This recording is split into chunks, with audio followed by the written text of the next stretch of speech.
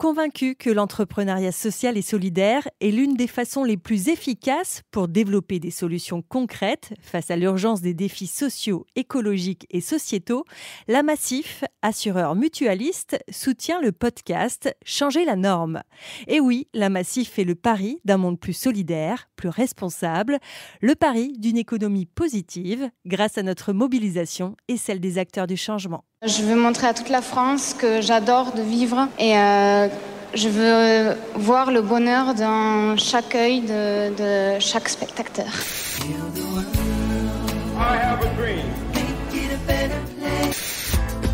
Il faut que tu respires. Moi à mon bisounours, je lui fais des bisous. Changer le monde en jouant et fédérer pour passer à l'action. Ces recettes, ce sont celles de Ma Petite Planète, qui veut transformer la transition écologique en un challenge ludique. Ma Petite Planète est un jeu qui mobilise autour de défis écolos des dizaines d'équipes dans les familles, les écoles et les entreprises. Je m'appelle Flavie Després, j'ai cofondé le média dédié aux acteurs de l'engagement Care News, et depuis bientôt 4 ans, je reçois dans Changer la norme des entrepreneurs sociaux et à impact, mais des entrepreneurs avant tout. Militants, ambitieux, inspirés, rationnels ou déraisonnables, ces femmes et ces hommes ont choisi de dédier leur vie à construire des projets pour changer le monde et la société. Christian, cofondateur de Ma Petite Planète, est l'un d'entre eux. Comment Ma Petite Planète motive-t-elle citoyens et salariés à effectuer notre transition et dépasse ainsi le défaitisme, l'impuissance et l'anxiété qu'inspire parfois l'écologie ? Comment la contribution de nombreux bénévoles a-t-elle permis au projet de prendre de l'ampleur ? Comment aujourd'hui l'association utilise-t-elle des sessions de team building afin de se financer et de se développer ? C'est ce que nous allons apprendre dans cet épisode de Changer la norme. Christian exprime ses convictions et celles de Ma Petite Planète. Il raconte aussi l'histoire de l'association et ses objectifs futurs. Bonjour Christian. Bonjour Flavie. Tu vas bien ? Ça va bien et toi ? Ça va bien, ça va bien. Christian, tu es avec nous pour parler de Ma Petite Planète, Ouais, tout à qui fait. est un jeu. Je suis contente parce que c'est la première fois que j'ai un jeu dans Changer la norme. Alors j'adore jouer. J'ai eu Rejouer, qui fait de l'upcycling et du recyclage de jouets. Jouets, mais pas encore de jeux. Donc, Christian, qui es-tu ? Je m'appelle Christian Dalatambi, j'ai 28 ans, je viens de Saint-Nazaire et donc je suis cofondateur de Ma Petite Planète. Tu devines la question suivante, qui est qu'est-ce que Ma Petite Planète ? Alors du coup, Ma Petite Planète, c'est une association qui est loi 1901 qui a été créée en mars 2020 et nous, on propose un jeu écologique, un challenge qui vise à sensibiliser son entourage à travers des défis écologiques. Et qu'est-ce que tu faisais avant d'être... je sais pas comment on dit les gens qui font des jeux, Des gamers ? Non, pas des gamers. Non, C'est des ceux qui jouent. concepteurs, je sais pas, des concepteurs ludiques. Bon, qu'est-ce que tu faisais avant Ma Petite Planète ? Du coup, moi, j'ai fait une formation d'ingénieur. Ensuite, je me suis spécialisé dans l'énergie. Donc, j'ai fait un master en énergie en Suède. Et j'ai travaillé pendant 4 ans donc dans l'énergie, en R&D dans l'énergie, sur un sujet assez technique sur les marchés de l'électricité. Sujet plutôt à la mode en ce moment. Et donc, j'ai toujours été un peu sensible aux enjeux environnementaux. Et c'est en parallèle de ce travail que j'ai fondé l'association Ma Petite Planète. Mais aujourd'hui, tu ne fais que Ma Petite Planète. Oui, tout à fait. Maintenant, je suis à temps plein sur le sujet. Si tu veux bien, on va... Bon, c'est un projet qui est récent, mais moi, j'aime bien revenir au tout début. Qui a eu l'idée ? Comment tu as rencontré tes cofondateurs ? Ouais, ça, c'est une histoire importante pour chaque projet, je pense. Nous, donc à l'été 2019, Clément, un autre des cofondateurs, on est 3 avec Mathilde, il a eu l'idée, pendant la canicule 2019, il a eu l'idée de lancer un jeu avec ses amis pendant les vacances autour de l'écologie. C'était vraiment déjà un proche de ce qu'on fait, faire des défis. Dès qu'on réalise des défis donc, dans la vraie vie, ça nous fait marquer des points et chacun avance au fur et à mesure du jeu. Et donc en fait, ça c'était vraiment les prémices de Ma Petite Planète. Et ensuite, il en a parlé rapidement à son entourage, donc Mathilde et moi. Donc nous, on s'est rencontrés avec Clément et Mathilde dans un autre cadre, une autre association qui s'appelle La Fourmilière et qui propose du bénévolat, principalement dans Paris. Et donc, qui mettent en relation des gens qui sont prêts à aider et des associations qui ont des besoins. Et donc moi, là-dessus, je faisais du basket avec des réfugiés exilés dans une autre association du coup qui s'appelle Kaboubou, que j'adore. Et du coup, c'est sur le terrain de basket que j'ai rencontré Clément. Et donc le lien s'est créé comme ça. Clément et Mathilde, eux, se sont rencontrés à des ateliers de conversation, donc, toujours pour les réfugiés, pour apprendre la langue française. Et après, c'est dans ce cadre-là qu'on a commencé à échanger de différents sujets, notamment de l'écologie. On a vu qu'on avait pas mal de points communs et on faisait tous les trois le constat que c'était difficile d'embarquer son entourage sur ces sujets-là. Le jeu, c'est quelque chose qui me parlait personnellement fortement, et donc en parler à sa famille, ses amis, via cette expérience ludique, je trouvais que c'était un très bel axe pour en parler. Les arguments, parfois, ça marche pas toujours, et du coup, prendre ce biais du challenge, ce biais ludique, ça me parlait énormément, et c'est pour ça qu'on a tenté l'aventure. Alors, on a d'abord commencé à sensibiliser nos entourages respectifs, et ensuite, on est passé à une échelle un peu plus grande en proposant le jeu au grand public.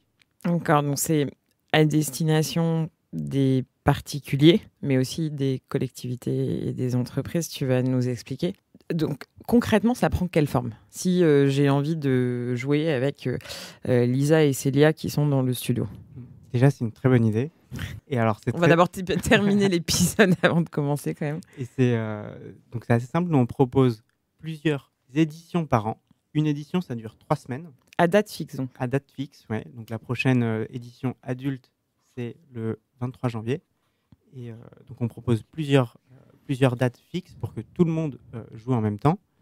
Et donc ça dure 3 semaines. Le principe, c'est qu'on propose une 60aine de défis sur un tas de thématiques différentes. On en a une 15aine qui va de l'alimentation, déchets, mobilité, montée en compétences. Et donc l'idée, c'est de réaliser ces défis. Dès qu'on réalise un défi, ça nous fait marquer des points. Souvent, on joue en équipe. Donc l'objectif, c'est de faire marquer des points à son équipe et pas que d'un point de vue individuel. Et à la fin des 3 semaines, on regarde quelle équipe a marqué le plus de points, qu'on a réussi à faire, sur quelle thématique on peut encore progresser, etc. Donc concrètement, pour jouer, il faut télécharger notre application qui s'appelle Ma Petite Planète, créer une équipe, ce qu'on appelle une ligue. De combien? Donc ça va de 6 à 24 personnes. C'est à peu près il faut suffisamment de gens pour qu'il y ait une émulation collective qui se mette en route, et pas trop pour qu'on ne soit pas noyé dans tous les messages de défis faits. Et qu'est-ce qu'on gagne? Et alors, ça peut être choisi au sein d'une ligue. On gagne, premièrement, avant tout, on gagne le fait d'avoir fait du bien à la planète et aux vivants. Et ça, je pense, ça a assez peu de prix. Ouais, alors, moi, j'ai des gens très compétitifs chez Pernod. Je pense que si je leur dis tu vas gagner la gloire, ils vont me regarder avec des yeux. Du coup, il y a plusieurs choses à gagner. Il y a plusieurs échelles. Il y a l'échelle de la ligue, de votre équipe. Vous pouvez mettre en place ensemble un lot, décider de ce qui peut être gagné. Donc, nous, on propose quelques idées. Souvent, ça peut être l'équipe gagnante qui reçoit un repas végétarien de l'équipe perdante. Voilà. C'est ce qui peut être proposé. Et ensuite, l'échelle supérieure, c'est une compétition interligue. Donc là, vous jouez au sein de Carnews, mais il y a aussi des dizaines de milliers de personnes qui jouent en parallèle en France ou même à l'étranger. Et donc, il y a un classement général.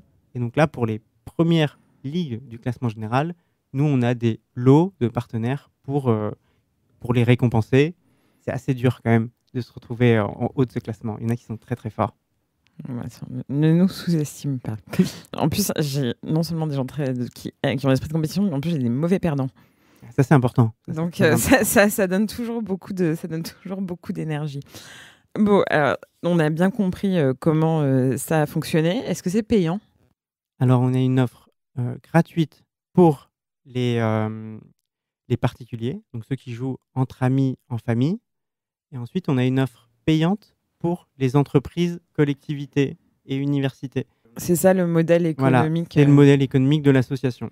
Ça s'est construit petit à petit. On va peut-être rentrer dans le détail de cela. Donc, le modèle économique, c'est comme un freemium, donc gratuit pour les particuliers et payant pour les entreprises et les collectivités. C'est ça? Ouais.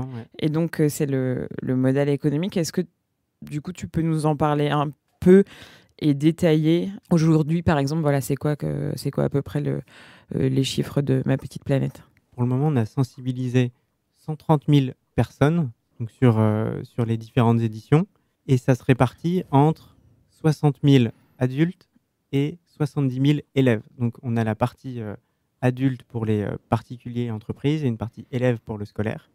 Et donc la partie économique, elle se trouve sur la partie adulte. Et donc sur ces 60 000 adultes déjà sensibilisés, on a la moitié qui viennent des entreprises et des collectivités. Et ça s'élève à combien à peu près en termes de volume? Par exemple en 2021 ou en 2022, l'année n'est pas finie. Tu vois. Oui, là c'est vraiment en tout. En 2022, on est à 30 000, 40 000 même, 40 000 adultes sensibilisés. Et du coup, ça représente quel volume financier? Pour le volume financier, on est à peu près 600 000 pour 2022. On va viser 600 000 euros de budget chiffre d'affaires. Ouais, ce qui est pas mal en 2 ans. Oui, on est assez content de cette évolution. Ça a très bien pris en 2021 et là, ça continue à augmenter en 2022. On a de la chance que les entreprises en fait viennent à nous. On fait assez peu, voire pas du tout de prospection. Non, mais vous êtes visible médiatiquement. Voilà, nous on marche beaucoup par les réseaux sociaux, par le bouche à oreille. On a développé pas mal de choses au sein du jeu pour favoriser ce bouche à oreille. Et donc c'est comme ça qu'on se fait connaître pour les entreprises, donc qui elles ont cette offre payante. Donc nous on les accompagne avant, pendant et après le challenge. Donc avant pour les aider à communiquer, essayer d'embarquer un maximum de personnes, parce que ça reste la mission de l'association, embarquer un maximum de personnes sur les éditions et les faire passer à l'action. Pendant le challenge, pour avoir un suivi dédié, dire quelles équipes marchent très bien, quelles équipes il faudrait soutenir, donner des pistes pour qu'ils se lancent davantage dans le jeu. Et après, on fait une cérémonie de clôture où on revient sur l'édition, les moments forts, les anecdotes. C'est souvent des moments marrants entre collègues. Et les entreprises, ça les intéresse pour sensibiliser, pour faire du team building? C'est quel angle généralement qu'elles approchent? Ça dépend des entreprises, il y a les deux. Il y a vraiment la partie sensibilisation environnementale et la partie team building qui est non négligeable. Vraiment, il y en a beaucoup qui viennent. Nous, c'est aussi l'objectif, c'est de faire un moment sympa, enrichissant à vivre entre collègues. Et ça, c'est un argument de vente. Et donc, on se place vraiment sur ce marché du team building à connotation environnementale. Donc, vous devez bénéficier aussi de la visibilité de la fresque du climat. J'imagine que c'est complémentaire. Je ne sais pas si c'est un des défis de faire une fresque. Mais... Tout à fait. Il y a même des défis sur la dernière édition. Il y a eu 2 défis. Le premier, c'était faire une fresque du climat, participer à un événement écolo, dont la fresque du climat. Et le deuxième niveau, c'était se former à devenir animateur ou animatrice d'une des fresques existantes, donc, dont la fresque du climat. Et on est hyper complémentaires de la fresque du climat. Eux, ce sont des partenaires. La fresque du climat, on les met en avant dans ce qu'on appelle un festival de l'écologie. Donc, tout au long des 3 semaines, il y a des événements qui sont recensés, des événements de nos partenaires qui sont recensés pour que les joueurs et joueuses puissent y participer, dont les fresques du climat. Et moi, je considère qu'on est très complémentaires. Personnellement, je suis animateur de fresques du climat. Et donc, à la fin de chaque fresque, je dis maintenant, pour passer concrètement à l'action dans votre vie quotidienne, vous pouvez jouer à Ma Petite Planète. Donc, une fois qu'on a fait le constat via la fresque, Ma Petite Planète, c'est une très bonne solution pour bouger et entrer en action concrètement. Pour les entreprises, vous n'avez pas eu toutes les entreprises et tous les salariés de France et de Navarre, mais c'est toujours les mêmes éditions ou vous les changez? Ouais, c'est hyper important. Ça, à chaque édition, on essaye de renouveler nos défis. Donc vous pouvez avoir plusieurs fois le même client. Exactement. Il n'aura pas la même chose. Les collaborateurs peuvent jouer plusieurs fois. Chacun peut rejouer plusieurs fois. Donc il y en a qui rejouent régulièrement. Alors il y a plusieurs stratégies. Si on joue d'un point de vue particulier, on peut rejouer avec un cercle d'amis, un cercle d'entourage, notre entourage différent. Et si on joue en entreprise, ça peut aussi être le cas. Donc il y a des grands groupes qui essayent de le faire petit à petit pour chaque entité. Et pour les mêmes collaborateurs, souvent ils rejouent. Donc nous, on propose 3 éditions adultes dans l'année. Souvent, ils ne vont pas jouer aux 3, mais ils vont plutôt en faire une par an. Et nous, on essaye de changer les défis. Donc il y a à peu près 30% des défis qui sont renouvelés d'une édition à l'autre. Et le reste, c'est des défis qu'on considère un peu incontournables et qui sont obligés C'est obligatoire. Très bien. J'ai une question sur la croissance, non pas financière, mais je veux dire, matérielle ou tech de ma petite planète, parce que c'est un projet donc, qui a 2 ans, très récent. Je ne sais pas ce que vous étiez cofondateur. Bon, toi, tu étais ingénieur, donc tu devais toucher un peu en technique, mais passer de on va faire un jeu de sensibilisation à on va travailler pour des milliers de personnes, dont des entreprises qui, j'imagine, ont des exigences, des problèmes de compliance, etc. Vous vous êtes appuyé sur... Parce que vous n'êtes pas que 3, tu vas me raconter, mais vous êtes appuyé sur quoi pour grandir aussi rapidement ? Ouais, du coup, on a la chance d'être une association. On est aidé par énormément de bénévoles. Donc, on s'est beaucoup appuyé sur les bénévoles et ensuite donc les personnes à temps plein pour grandir, et notamment sur les questions tech. Donc, c'est marrant, au tout début, on jouait sur un Excel, des trucs qu'on a essayé de pimper au maximum. On est arrivé à faire des Google Sheets qui parlaient entre eux, faire un classement vraiment un peu joli, on peut dire, mais ça suffisait plus du tout, notamment pour les entreprises. Et donc là-dessus, il y a des bénévoles, notamment Roland, qui nous a aidés sur développer une application. Lui, il a fait un MVP de notre application actuelle, adulte. Et donc, il a mis en place comment ça allait fonctionner, la validation de défis, les équipes, etc. Et donc maintenant, on le fait au fur et à mesure. Et donc, c'est comme ça qu'on s'est entouré sur le projet Ma Petite Planète depuis le début, donc sur ces sujets tech, mais sur d'autres sujets produits qui sont hyper importants quand on a une application. Et donc, à chaque fois, on a des mentors, souvent bénévoles. On a eu de la chance en fait d'être accompagné par plein de bénévoles, des gens qui jouaient au jeu et se disaient ensuite après, nous on propose de nous aider, et qui nous disaient en fait, moi je suis partant pour vous aider, le projet me plaît, qu'est-ce que je peux faire ? Souvent on disait il y a largement de quoi faire, viens et on t'accueille avec plaisir. Vraiment un esprit collectif. Et vous avez envie de rester association ? C'est des questions de statut qui vous travaillent ? Alors on a pas mal parlé il y a 1 an entre nous, en se demandant ce qu'on voulait faire. Donc nous on s'est croisés dans le milieu associatif, c'est vraiment quelque chose qui nous parle. En termes de gouvernance aussi, c'est quelque chose qui nous parle beaucoup. On a un conseil d'administration donc avec des bénévoles qui sont garantes de le fait que l'association contribue toujours à sa mission. Et donc ça, c'est quelque chose qui est très important pour nous. Et donc c'est pour ça qu'on a ce statut d'association. Et ensuite, il y a eu des sujets importants parce qu'on est une association et on a une petite particularité. On va faire 2 bilans comptables cette année. Une partie à but lucratif et une partie à but non lucratif. Oui, parce que vous faites beaucoup de prestations. Voilà, comme on fait des prestations, on est en concurrence avec d'autres boîtes du team building. Et donc, on a choisi de garder une seule structure pour que ça soit cohérent en ensemble et de garder cette partie association globale qui est hyper importante, notamment pour la partie scolaire. On propose le challenge également aux enseignants, donc ils lancent dans leur classe. C'est génial de voir les enfants faire tout un tas de défis. Et donc pour cette partie-là, c'est essentiel pour nous de rester une association. Et sur la partie, moi je parle, c'est pas que je parle que d'entreprise, mais c'est un podcast qui est quand même beaucoup sur l'entrepreneuriat et la croissance. Est-ce que vous sentez qu'il y a encore beaucoup de place ? Parce que je réfléchissais quand tu me parlais des autres prestataires de team building. Il y a une montée des prestations team building RSE. Je crois qu'il n'y a plus une boîte qui peut dire allez, on va jeter de l'argent par les fenêtres, manger des steaks et prendre l'avion pour 24 heures. Voilà, ça n'existe plus. Et il y a beaucoup de systèmes qui jouent sur la tech, de bots, de défis, etc. Tu trouves qu'il y a encore, vous sentez qu'il y a encore de la place quand même ? Ouais, je pense qu'il y a encore énormément de place sur le sujet. Il y a effectivement de plus en plus d'offres, et tant mieux. S'il y a de plus en plus de gens qui se sentent impliqués dans ces sujets-là, vraiment, c'est génial parce que ce sont des sujets hyper importants. Et en parallèle, les boîtes, les entreprises, les collectivités sont très demandeurs de ces sujets-là, et de plus en plus. Il y en a qui ont encore quand même pas mal de progrès à faire. Et donc nous, on est là pour les aider et les accompagner.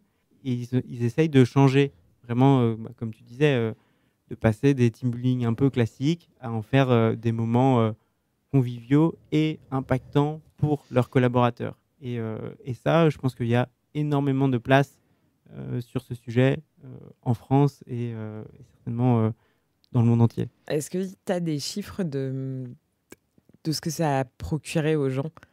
Est-ce qu'il y en a qui ont changé, qui ont changé des habitudes ou des choses comme ça? Ouais, c'est tout notre enjeu. Donc effectivement, nous on demande à la fin de chaque édition si ça a changé ou non leurs habitudes, s'ils ont plus agi qu'avant. Donc 90% des gens ont beaucoup plus agi pendant l'édition. Et sur ce qu'ils vont garder après, donc là il y en a régulièrement qui nous disent en fait j'ai diminué ma consommation de café et de chocolat pour la suite. C'est un défi qui fait souvent parler, c'est ne pas prendre de café pendant une semaine. Donc ça, à la machine à café, on doit toujours expliquer pourquoi on est en train de faire ça. C'est parce qu'on est en train de jouer à ma petite planète. Donc il y en a quelques-uns qui disent voilà, j'ai réussi à diminuer ma consommation de café. D'autres qui diminuent leur consommation de viande, donc grâce à ma petite planète. Donc on a régulièrement ces retours-là. Nous, l'enjeu, ça va être de les quantifier, ce qui est hyper important pour nous. Donc mesurer notre impact. Donc, pour le moment, c'est assez qualitatif. Et donc là, ça va être un des gros enjeux de 2023, de quantifier cet impact comportemental. Bienvenue dans le merveilleux pays de la mesure d'impact. Mais encore, avec la tech, généralement, c'est un peu plus facile de faire remonter les choses quand même. Ouais, c'est pas évident. Hein. Non, alors, il n'y en a aucune qui est évidente, mais il y a vraiment... il y a des projets, ils ont très, très peu de données, quoi. Donc mais bon, c'est un autre sujet. Si tu veux bien, Christian, je propose qu'on prenne un tout petit peu le temps, parce que de ce que j'ai compris, tu as une histoire associative assez dense, et qu'on parle un peu de ESS dans sa globalité. Donc toi, est-ce que c'est la première association que tu montes? Ouais, que je fonde, oui. D'accord. Oui. Et comment tu trouves ça? Je trouve ça génial. En vrai, je ne m'attendais pas à aimer l'entrepreneuriat. A priori, j'aurais pas dit, ok, je suis fait pour ça, il faut absolument que je monte une structure. Et en fait, je trouve que c'est trop bien parce que c'est le projet qu'on essaie de monter, qu'on chérit. On est prêt vraiment à faire plein de choses pour ce projet-là. Donc, toute la construction, la partie stratégique liée à ça, je trouve ça génial. Et donc, c'est une expérience qui est vraiment chouette à vivre. Le fait de le faire en collectif, donc au début avec Mathilde et Clément, avec qui on s'entend très bien. Donc, c'est trop bien de le faire à trois, monter ce projet-là. Et ensuite, voir les équipes qui grandissent. Donc, entre les bénévoles, maintenant, on arrive à avoir 150 bénévoles qui nous ont déjà aidés et les salariés. Donc, on est 27 actuellement. Et c'est vraiment génial de voir, de construire ce type de projet. Et en parlant de collectif, donc j'ai compris qu'il y avait des ponts avec la fresque du climat, mais vous êtes inscrit dans d'autres collectifs, enfin vous êtes militant d'autres mouvements? Ouais, on est chez Bleu Blanc Zèbre par exemple. On est aussi adhérent de Mouvement Impact France. Classique. Voilà, très important. Tac, et, coché. Ils font un travail incroyable avec Eva et Jean sur les plaidoyers, donc très très content de faire partie de ces mouvements-là. On est également accompagné par Make Sense en ce moment. Ok. Donc, sur le changement d'échelle? Sur la partie scolaire en particulier. Il y a beaucoup d'acteurs du scolaire sur Make Sense. Et voilà. Ils vont nous aider notamment sur la mesure d'impact sur le scolaire. Tu reviendras nous en parler. Christian, on arrive au bout de cet épisode. Est-ce que tu es prêt pour les questions finales? Allez, essayons. De toute façon, tu n'as pas le choix. C'est mon défi à moi. Quelle est la raison d'être de Ma Petite Planète? Sensibiliser et faire passer à l'action un maximum de personnes pour la préservation de la planète et du vivant de façon collective et ludique. La femme ou l'homme politique que tu voudrais convaincre? Je dirais tout le monde. Nous, on est très grand public, donc l'objectif, c'est de convaincre un maximum de personnes, en particulier ceux qui font de l'environnement pas des priorités. Donc pour commencer petit, je pourrais choisir Emmanuel Macron. Exactement, voilà, commençons modeste. La taxe que tu aimerais supprimer ou inventer? Bonne question. Je dirais, peut-être un peu classique, un ISF climatique. Le meilleur conseil entrepreneurial qu'on t'ait donné? Le recrutement. Penser à recruter les bonnes personnes. Et donc là, on a vraiment la chance d'être accompagné on est 27 salariés et on est très content d'avoir pris le temps sur ces recrutements. Et la chose la plus urgente à faire pour vraiment changer la norme? Je dirais qu'il faut créer des nouveaux récits, réussir à monter des nouvelles façons de penser et des nouvelles normes en termes de réussite. C'est essentiel de ne plus avoir les anciens modèles de réussite comme norme. Changer la norme. Merci Christian. Merci Flavie. Merci d'avoir écouté jusqu'au bout cet épisode. Changer la norme, le podcast de Care News, se retrouve sur SoundCloud, iTunes, Spotify et partout la technologie à l'heure de nous mener. N'hésitez pas à nous suggérer des invités, à faire des commentaires, à diffuser autour de vous et à noter de podcast afin de vraiment changer la norme. Merci.